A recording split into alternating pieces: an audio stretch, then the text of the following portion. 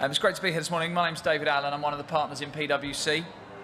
I've kind of spent a lot of my time over the last kind of 5 to 6 years talking with clients about understanding the impact that technology is having on their enterprise, and actually through those kind of perspectives we started to develop a number of insights, and kind of one or two of those be really good to kind of share with you this morning. As you can probably tell from my accent, I've made it over from London yesterday.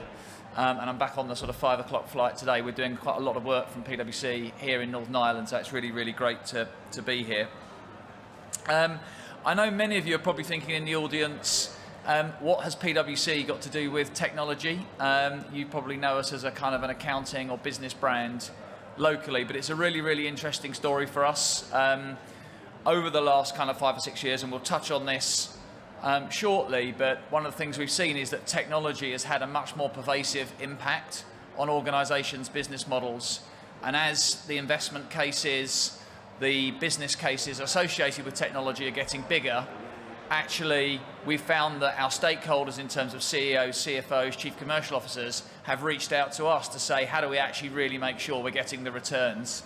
And that's led us into a really interesting set of kind of questions, and again, some of that we'll share with you today. So our perspective on this has really been about right technology, real results, and that's the kind of point of view that we've been developing in the marketplace over the last kind of 3 or 4 years, and we'll build on again today shortly. In terms of kind of overall, what's the kind of message and thoughts that perhaps I'll touch on today? One is that we're seeing, no surprise, organisations have an increasing commitment to cloud. What's probably less clear is that organisations that have got a commitment to cloud, there's a secondary impact of those cloud applications taking them down a more functionally siloed path. And that functionally siloed path is actually leading to fragmentation of their technology architecture, and is meaning in a kind of new world they need to build a set of new kind of capabilities to kind of manage and deal with that, i.e. to deal with what will otherwise be a new legacy in 5 to 10, 15 years' time. So that's what I want to kind of touch on today. There's a little picture of me. Just before I do that, before we perhaps get into some of these stories, I kind of just wanted to just talk about some of the kind of technology shifts that we're seeing in broad terms, and actually just go back to the 29th of June 2007, when most of you will, I'm sure, know that was when the iPhone was released. That was a real sort of game changer from the world of kind of personal computing and digital, and I'm sure you'll all have your own experience of that.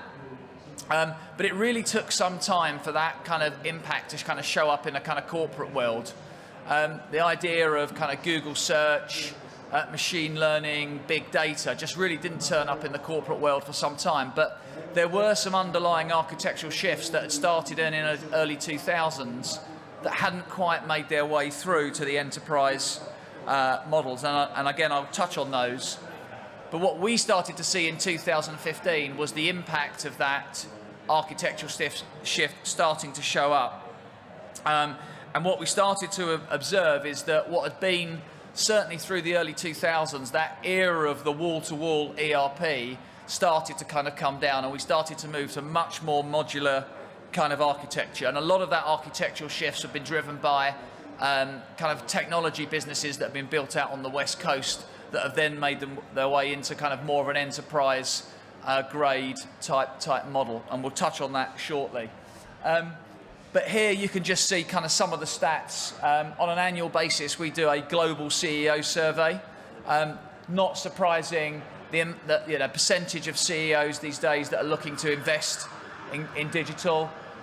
What that means from a kind of customer consumer perspective, particularly around security and data, and you've seen the implications just financially of organisations not investing in that successfully, but also the measure in terms of impact. From a PwC perspective, we often look at technology in terms of what's practical, but quite often if you're thinking about this in business case terms, you're looking at what's valuable and how do I actually access that business case, but also with that value often comes along with what's desirable. What is the kind of consumer experience that you're seeking to drive? What is the employee experience that you're trying to enable through that? So that combination of what's valuable, what's desirable, and what's practical really does mean that we need to kind of overlay some kind of measures on that in terms of business case terms. Really interestingly, 92% now of organizations are embracing multi-cloud strategies. And again, I'll come on and touch a little bit more on that in a second. Organizations, I mean, this is quite an interesting one, very much to that valuable point. But technology programs in early 2000s were really cost centers. They were really about big technology programs where the assumption was they would create some form of enterprise value, but it was very, very difficult to prove. 34% now of our kind of technology programs that we see are now directly attributable to driving revenue, which is a real step change that we've seen in the last decade. And actually boards themselves, particularly in the non-executive sense, are really now starting to undertake a number of programs, given, as I said, the pervasive nature of technology from a business model perspective, as well as a kind of threats and opportunity perspective more broadly. So that's a little bit of kind of context. Perhaps then just to kind of bring this to life, if I may. This just, I mean, my basic slide skills here, so I do apologise. But the one for me that's really interesting here in the early 2000s is Salesforce. I don't know if many of you have heard of Salesforce. I assume you will have done. That's the enterprise application now looking at sales and marketing. That was born in 2000, and it's now got an enterprise value of over $200 billion. So amazing growth that they've seen. But what's kind of really interesting for us about that is that was the first real enterprise-grade platform that was kind of born in the cloud. But one of the really interesting kind of strategy choices that Salesforce made was to really double down. They really doubled down on a functional area of sales and marketing and really made that all about sales and marketing excellence. And from that era, what we started to move to is that era of specialization. So from the early 2000s on, what we've seen is these really big enterprise application platforms that are functionally based, that are SaaS-based, have really driven that era of specialization. And that has really kind of created this whole area of functional specialization and has been the start of the fragmentation. So many of the other platforms that you can see here, Workday, SAP, Zuora, ServiceNow, are all now very kind of functionally based. And I'm sure you'll recognize that from your own architecture. And that in turn has put pressure on that big ERP program that you will have seen previously. And that's leading to these much more kind of modular architectures, digital backbone, thin core, pick your term, but I'm sure you will have heard of those. I'm not sure, I'm certainly old enough to remember the 90s, and so if I go back to that era, not just in music terms, but in technology terms, I kind of think of the client servers solutions, some of those kind of islands of data. There are all these sorts of terms which were all about fragmentation, and that then preceded this wall-to-wall ERP. We are now going back, I fear, albeit in a slightly different way, to that more fragmented model. And that's really the sort of thesis that I kind of want to pull apart. Now, just to bring this to life for you, this is a real lead to cash example. Don't worry, I'm not going to test you on the detail of it, but I thought it'd be really good to kind of bring to life a really kind of practical example of what we're seeing. This is actually a mid-sized sort of towards the bottom end of the FTSE 250 organisation. And this is just a kind of basic lead to cash process. You can see the steps across the top of the top of the chart there. And what you can also see is some of those enterprise applications that I kind of pointed to previously. On the left-hand side there, we've got Salesforce. The bottom right-hand here, we've got SAP. We've got AWS, Google in the bottom there, ServiceNow, in there too. Some of those applications you'll be familiar with, some of them you may not be. But this is a fairly typical picture for us as we sort of engage with many clients. And there are sort of, for me, probably sort of 5 or 6 kind of insights which I think would be helpful to probably draw out from this in terms of some of the implications that we're seeing. So the first one, no surprise, is all of this needs to be integrated, right? And that's actually a really kind of huge challenge now for organizations, and particularly when you think about the speed of complexity that this is moving at with that best in breed. Everybody wants to buy a best in breed market standard SaaS application. The integration complexity here is really, really starting to kind of rocket. The really interesting point for us about integration is there is no market standard. So if you're looking at a Salesforce platform or an Oracle, you'll quite often hear our clients say to us, we want to go market standard, out of the box, best of breed. When you get to the integration layer, there is no market standard. And that is where the complexity is really starting to kind of come through for us. It really is a kind of free for all, I guess. Therefore, it's really putting a kind of premium on the ability to sustain an end-to-end kind of process model. It's not something that organizations have, I think we've all been brought up, we're all very familiar with thinking end-to-end, but it's really pushing us to think a lot harder about how do we drive end-to-end in an organizational sense.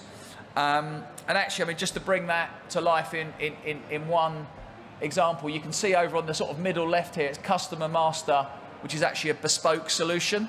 That customer data could be put anywhere. It could be put in Salesforce, in the commerce solution, it could be put in the ERP. In fact, actually, if you go to any of those applications, they've all got their own customer master data model, which is all slightly different. So that sense of how do we actually think about where we locate our capability, how do we drive process, roles, security across that end-to-end enterprise is also something that's going to be really important to us. So integration is key. Sustaining it from an end-to-end process perspective is also going to be key. The third thing for me, when we're often talking to clients, is it's really easy and quite seductive to talk about the happy path. That's really easy, how order and data is going to flow across that model. But actually, we don't think often enough about the unhappy path here. What happens when we've got returnables, credit checks, complaints, regulatory compliance issues that we need to manage? And not to mention that this is actually a simple kind of, I guess, one market kind of perspective. If you're a global multinational business that's then got to kind of think about what this framework looks like from an end market perspective, your ability to then manage that actually does become kind of quite challenging. I guess what we're seeing from a PwC point of view at the moment is that most clients, and I don't mean the BPs or the Shells or the very large FTSE 100, I'm talking about most regular mid-sized businesses are going to be operating on 2 to 4 main SaaS platforms, but with probably up to about 20 smaller SaaS solutions around the edge of that architecture. So it's worth just kind of holding on and thinking about that. 2 last points that I just kind of bring out on this diagram. One is the top layer here, which you can kind of see referred to as digital user experience here.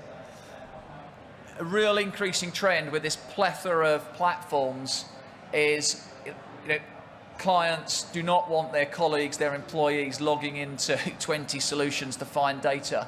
So we're also seeing a real growth in a sort of unification user experience layer to surface kind of consumable apps that allow them to kind of understand and pull down data across their enterprise. So that as a layer, as a capability, has really started to kind of creep into some of these kind of architectures for us. And then the last point, again, something that's kind of often overlooked, but the business case with SaaS platforms very much is about market standard, best of breed, and not going through that customization process. But you are by definition then locked into their innovation, which is driven on a functional basis. So Salesforce and SAP do not coordinate about what innovation and functionality they're going to drop into their software at what time. So thinking about how that innovation is hitting you, how you want to select that, and how you want to pull that through into your enterprise, and then synchronize that up on an end-to-end basis is also increasingly important. So kind of 5 or 6 kind of insights there. The challenge around integration, the point around sustaining it on an end-to-end process perspective, thinking about the unhappy path the point around the number of applications that you're likely to have, the UX layer, and then the point around innovation cycles from these platforms. Just some sort of practical insights that we're finding from speaking with our clients. So I guess that leads on to the question we often get is, well, what is the role of the CIO, or what is the role of the IT organisation in kind of managing and pulling all this together? And that's often a key topic. The key question we often get on the way in is, how do we drive innovation? How do we drive velocity? How do we drive a more agile mindset? What's the shift that we need to take? We often then quite quickly get onto two recurring challenges, one of which I've already spoken about, which is integration. And there's a question for us, slight pun there, but should we change it to Chief Integration Officer? Because actually how you think about the selection of these platforms now and how you bring this together, not just at a technology level, but an enterprise level, is a genuine capability that we don't see enough organizations, particularly in a functionally kind of, you're being incentivized down a functional world. That muscle move to think end to end in a broad sense is just not naturally there. I think the second challenge builds off of that, which is these technology vendors are often wanting to talk through IT now, and they're wanting to talk very much to the business function. So Salesforce talking to commercial, Ariba talking to kind of procurement, SAP talking to finance, and they really are starting to drive a much more kind of business kind of imperative in their tone and their language, which actually creates a stakeholder issue for the CIO to think about how they're kind of managing that. So that internal management and stakeholder environment is often one that's kind of really quite complex. So that's all the good news. Question is what sort of capabilities are we seeing in organisations to kind of respond to some of these challenges? And I'm going to kind of identify 5 here, 3 of which I'll go through reasonably quickly, but I'll touch a little bit in more detail on 2 of them. So the first one is kind of process orchestration. I've kind of referred to that a few times here. Key point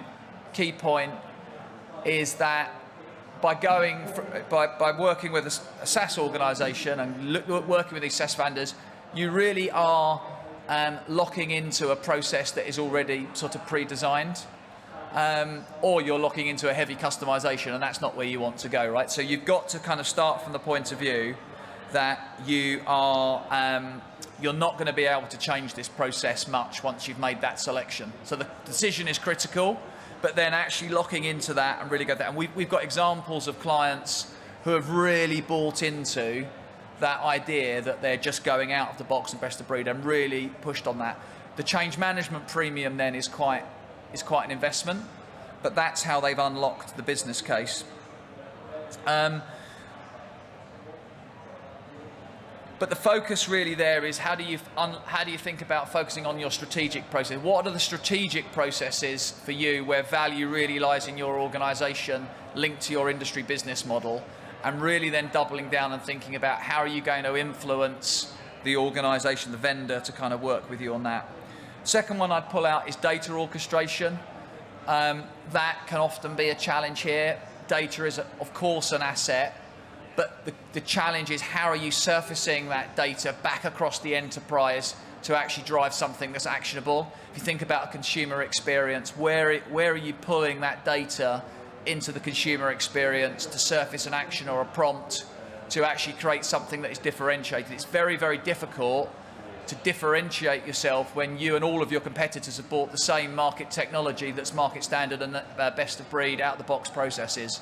So thinking about data orchestration here and how you use that as a differentiator is going to be key. And that drives on to the third point, which is really around continuous improvement. And actually something we've all talked about, but I think the really, really good clients are really embedding a kind of culture of continuous improvement now that allows them to kind of continually scan across their organization, continually to think across these process areas, continue to think about where differentiation can be surfaced, and continue to look to kind of harness that. So those are 3 ones that I'd kind of touch on kind of fairly quickly. The ones that I'd love to just spend a little bit more time on are the 2 at the bottom.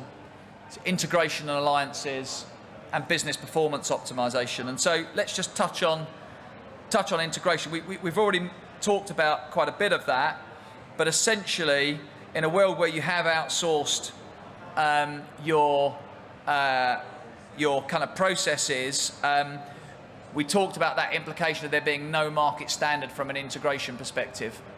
That is a real challenge. And actually, if anybody thought that the direction of travel is going to be to start to create some market standard in solutions, integrated solutions for integration, think again. Actually, the direction of travel is the opposite way. Salesforce bought MuleSoft a few years ago.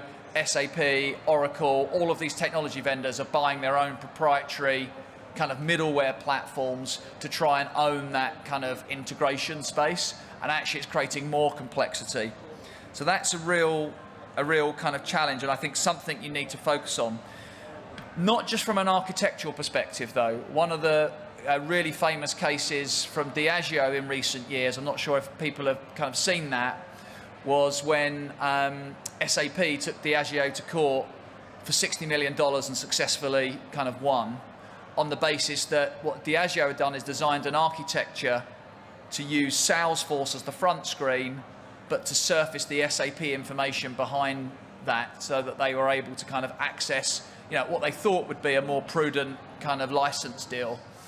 SAP successfully argued that they were actually infringing on their intellectual property because they was using all of the functionality, albeit not the same number of users, and they won that case. So thinking about integration, not just from an architectural perspective, but also thinking about it from a commercial perspective, is something that we would also kind of suggest that organisations think about more deeply. On alliances, there were kind of 2 points that I would make here. One, that if you think about a global process owner, somebody who's thinking about a process from an end-to-end perspective, it's now really important that they are engaging with that technology vendor, so they're really understanding where that innovation is coming from, and possibly influencing what they're looking to, and actually thinking about a more external kind of view on that role, I think is something that we would certainly be advising. The second point I would bring out here is that, and Shell's a really good example. Don't just think about it in a technology vendor dimension, think about it with your industry peer group. Now, Shell is a really good example where there's some quite complex things they do with hydrocarbon accounting, and they've actually worked together with their peer group, BP, ExxonMobil and others, to really influence where SAP go in terms of their functionality.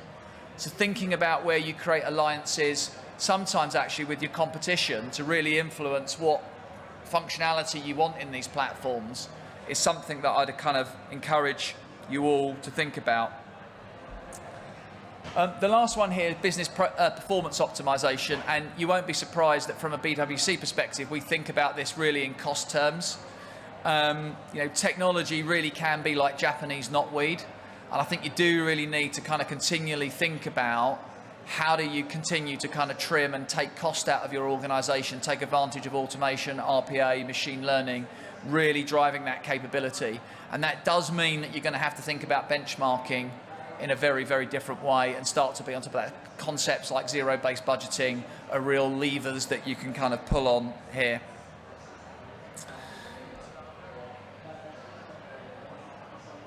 So a few thoughts then, just to kind of bring this to a kind of close. We are looking at a kind of new age orchestration capability to kind of really think about how do we combat that push through SaaS to a more kind of fragmented world. Having said that, the reality is most clients' legacy architecture isn't going away. That's still likely to be around for another sort of 5 to 10 years. So, new management consulting term here, toggle, but you're going to have to think about how you toggle between actually two client states. And actually you need to build new capability in your new estate, right? Otherwise you've got the risk of as one client put it to me, that you end up putting diesel into your Tesla. That's not something that kind of we want to want any of you to be doing, but you are going to have two capability models here that quite often you're going to be working to as you move through that, and it's likely to be around for some time. So just in terms of quick kind of couple of thoughts, just to kind of bring this to life then. So first of all, kind of consciously determine your role. Think about what you're trying to build from an enterprise value perspective. Think about how you're orchestrating across the enterprise. Think about that question of integration. Know your core. Accept that ultimately a lot of what might have been customizable or quite a lot of agility you would have had in your technology layer is going to become market standard out of the box. There's huge advantages to that from a cost efficiency and innovation perspective, but there are also challenges in terms of agility and also what that means for you from a differentiation perspective. Innovate end to end. I think that end to end message for us is something that's now coming much, much further back to the fore. It kind of died away a little bit in the early 2000s with those wall-to-wall programs, but it's coming back. Really chase value creation, going back to some of those messages that I kind of pulled out up front. 34% of clients really attributing some of these platform and these investments now to revenue growth. So really thinking about where value creation sits, and that's a real opportunity, I think, for a technology audience to kind of really tap into. And then deliver and more. Really think about how you're going to innovate your IT operating model, the capabilities that you're going to sit in there to move much more into a kind of an enterprise world. So hopefully that's kind of helpful. Hopefully that's kind of brought out some of those messages which I kind of opened up with at the front. That kind of commitment to cloud means a commitment to a kind of functional, more siloed world, which means a kind of commitment to something ultimately that's going to feel more fragmented. But what that then means in terms of your response to that, in terms of capability build as an organisation, I think is going to be key. Just to end, because I quite like running and I quite like the Nike brand, I just thought I'd end with a little quote, which I think always works. Someone busier than you is running right now. So happy to take any questions. But hopefully that was a helpful few thoughts from what we're seeing in the market from a PwC perspective.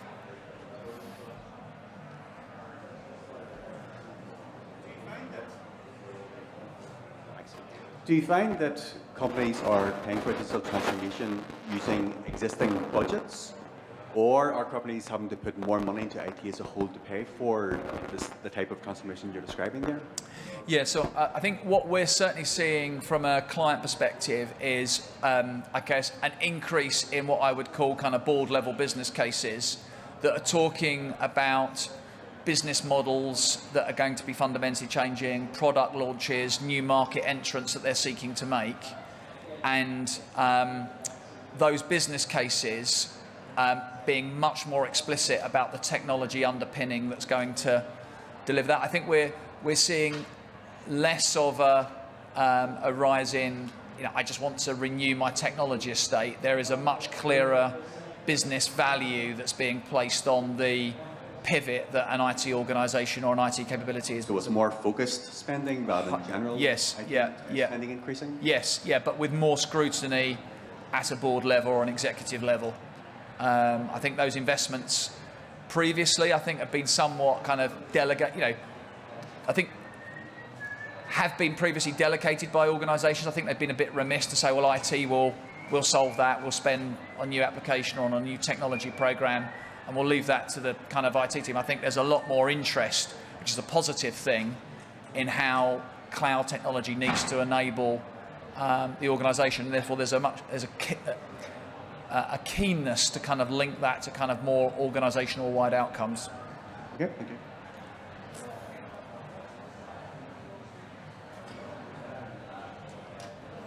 David, you mentioned in it earlier on that 92% of companies are embracing like a multi-cloud strategy, and that 77% of the boards feel that digital transformation is essential.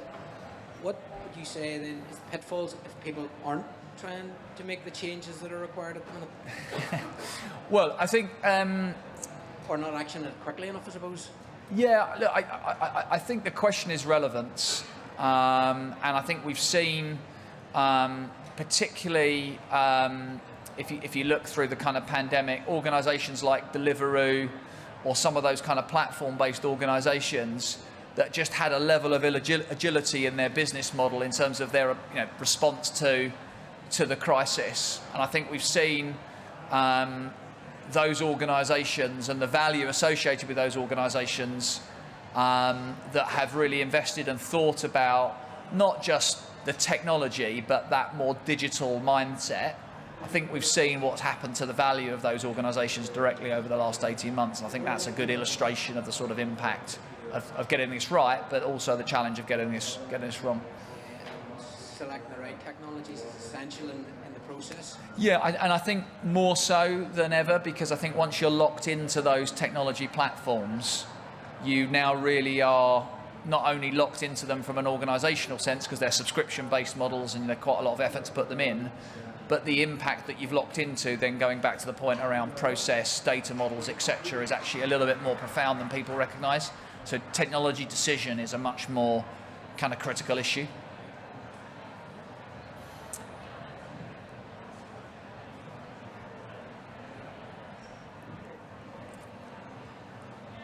Any other? What is the PwC's vision going forth? From an organisational wide perspective or from a technology perspective? Technology perspective. So I think we feel that, I guess kind of two things for us. One is that technology is going to continue to become a really kind of central kind of force to actually how organisations unlock what they're trying to achieve from a value perspective. I think the really big thing for us is